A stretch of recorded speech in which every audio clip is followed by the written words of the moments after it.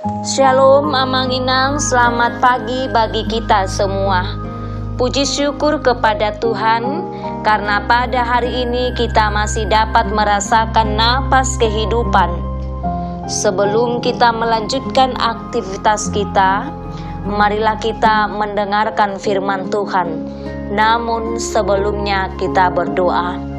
Bapa kami yang di sorga, kami bersyukur atas berkat-Mu yang selalu nyata dalam perjalanan hidup kami.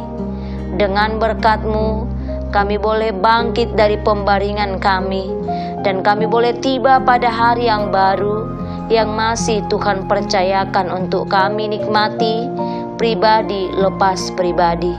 Sebelum kami melanjutkan aktivitas kami, kiranya firman-Mu terlebih dahulu menerangi hati dan pikiran kami, agar aktivitas kami dalam satu hari ini turut dalam kehendak-Mu.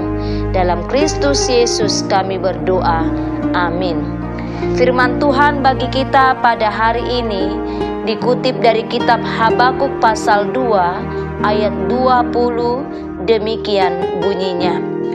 Tetapi Tuhan ada di dalam bait-Nya yang kudus. Berdiam dirilah di hadapan-Nya, ya segenap bumi. Demikian firman Tuhan.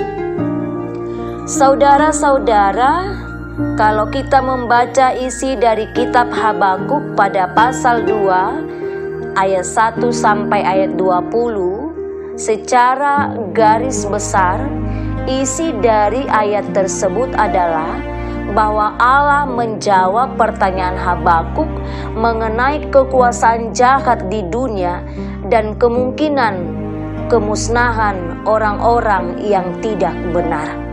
Dalam isi kitab ini kita mendengar bahwa Tuhan menyatakan bahwa akan tiba saatnya semua orang jahat akan dibinasakan dan orang yang tidak ikut digoncang hanyalah orang-orang yang benar, yaitu mereka yang berhubungan dengan Allah oleh imam mereka sendiri. Dalam ayat-ayat tersebut diucapkan kutukan-kutukan ataupun hukuman-hukuman atas mereka yang tidak lurus hatinya. Mereka akan dihukum karena mereka telah merampas hak milik orang lain, karena mereka telah melakukan ketidakadilan, mereka telah melakukan kekerasan dan berbagai tindak pidana, serta mereka juga jatuh ke dalam berhala.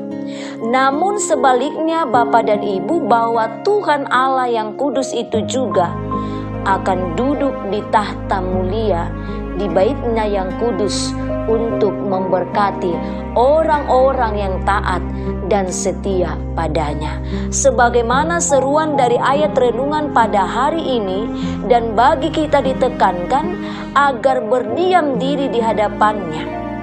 Artinya Bapa dan Ibu, bagi kita diajak untuk menyiapkan diri untuk menyambut kedatangan Tuhan yang kedua kalinya dalam persiapan, dalam jiwa yang penuh dengan ketenangan dan keyakinan.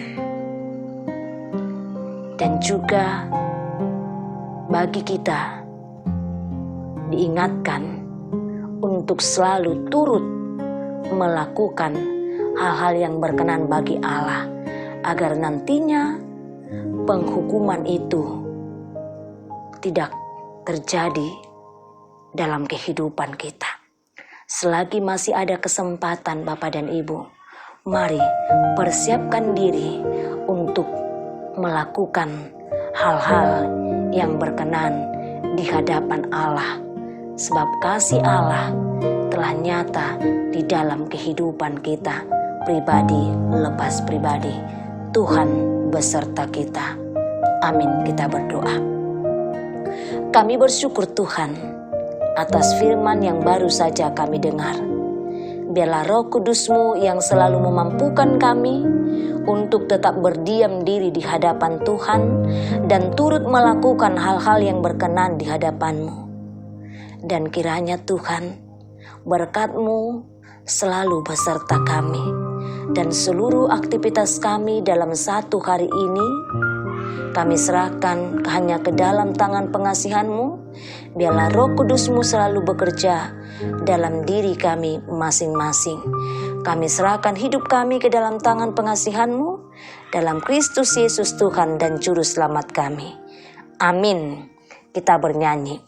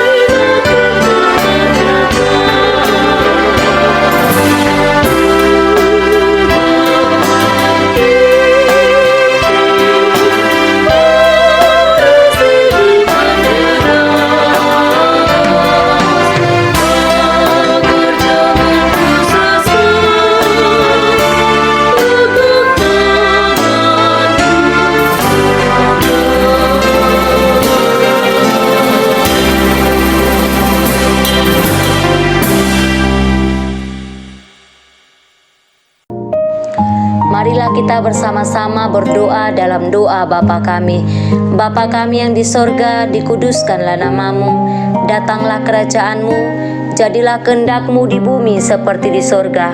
Berilah kami pada hari ini makanan kami yang secukupnya, dan ampunilah kami akan kesalahan kami, seperti kami juga mengampuni orang yang bersalah kepada kami.